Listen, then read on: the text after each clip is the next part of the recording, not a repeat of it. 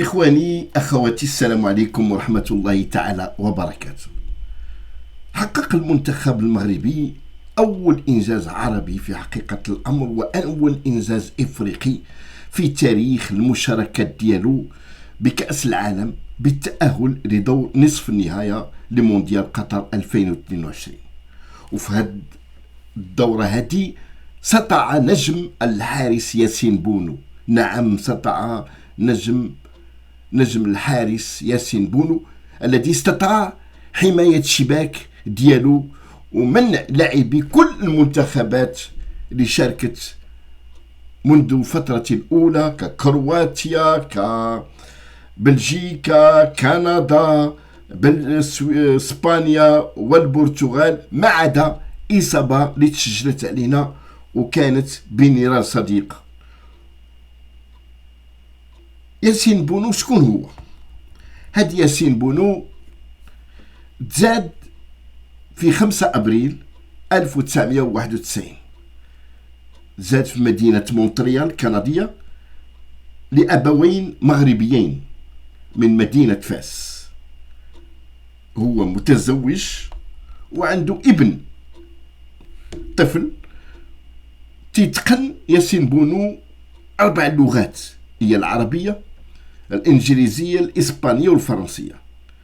تدرج بونو بالفئات العمرية لنادي الوداد البيضاوي المغربي حتى وصل إلى الفريق الأول، وفاز مع الوداد ببطولة الدوري المحلي موسم 2009-2010، وشارك كذلك بنهائي دوري أبطال إفريقيا عام 2011. في 2012 بونو انتقل إلى الدوري الإسباني، وفي 15 يونيو 2012 وقع بونو عقد لمدة ديال عام واحد مع نادي أتلتيكو مدريد الإسباني كحارس ثالث. وفي صيف 2014 صعد كحارس ثاني لأتلتيكو بعد الحارس يان أوبلاك. أما في 2019 أعير بونو إلى إشبيليا لموسم واحد كحارس ثاني.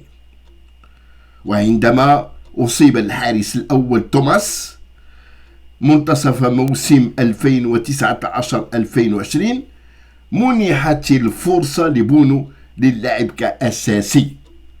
أما في سبتمبر 2020 اشترى إشبيليا عقد بونو مقابل 4 ملايين يورو، ومدد العقد ديالو إلى عام 2025. بونو حاصل على جائزة ساموراي لأفضل حارس مرمى في الليغا الإسبانية.